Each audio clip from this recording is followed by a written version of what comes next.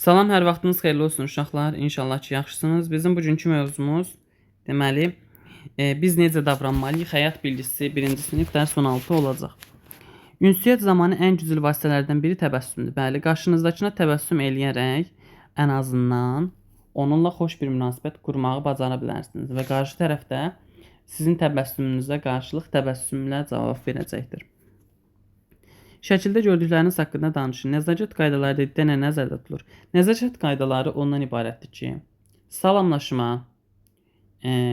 doğru mimika və jestlərdən istifadə və doğru sağollaşma üsulları. Məsələn, salam, necəsiz?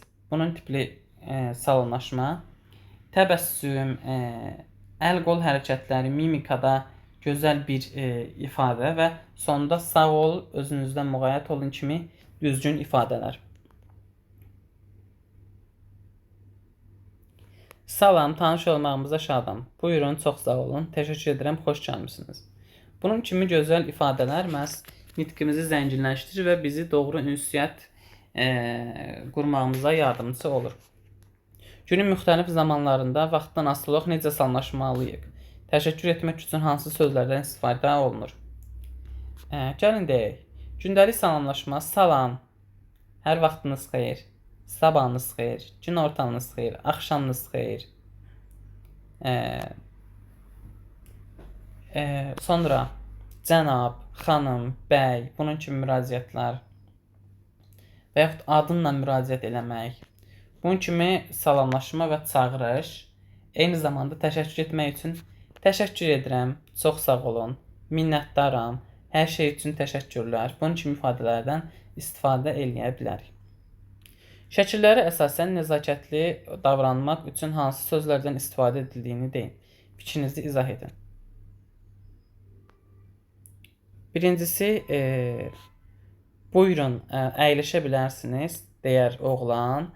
Qadın da, yaşlı qadın deyər, çox sağ ol oğlum, Allah köməyin olsun, təşəkkür edirəm.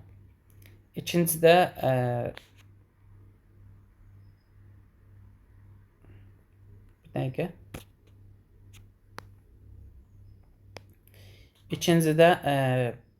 birlikdə hər hansı bir iş gördükdə, hər hansı da bir nəyəsə dəvət edilməmişdən qabaq, salam, necəsən, gəl birlikdə şəkil çəkək, gəl birlikdə rəsm edək. Bunun tipli cümlələr, zəhmət deyilsə.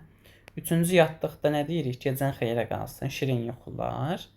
Və dördüncüdə sağollaşarkən özünüzü qoruyun, sağ olun uşaqlar, sabah görüşərik. Bunun kimi cümlələr qururuq. Şəkil çəkdikdə nəzakətli sözləri şəkillərlə təsvir edin və bura yapışdırın. Bunu artıq özünüz evdə və dəftərinizdə etməlisiniz uşaqlar. Sizcə bizi kimsə səslədiyi zaman nə üçün bəli demək daha düzgündür? Bəs yox əvəzinə hansı sözdən istifadə edilməlidir? Bəli o deməkdir ki, uşaqlar, bəli, bizi kimsə çağırdığı, səsləndiyi zaman bizim bəli deməyimiz bəli, yəni eşidirəm, buyurun, dinləyirəm sizi mənasına gəlir. Yox cavabı ümumiyyətlə bizdən hər hansı bir sual soruşulduğu zaman istifadə edilir. Məsələn, bugün dərsə gələcəksən, yox. Bugün parka gedək, yox. Bunun kimi sözlərdə istifadə olunur. Belə uşaqlar, bu arada bəli də bu zaman istifadə oluna bilər. Belə uşaqlar, ümid edirəm bu dərsi də bəyənmiş olarsınız. Sağ olun, salamat qalın. Gələn dərslərdə görüşərik. Hələlik.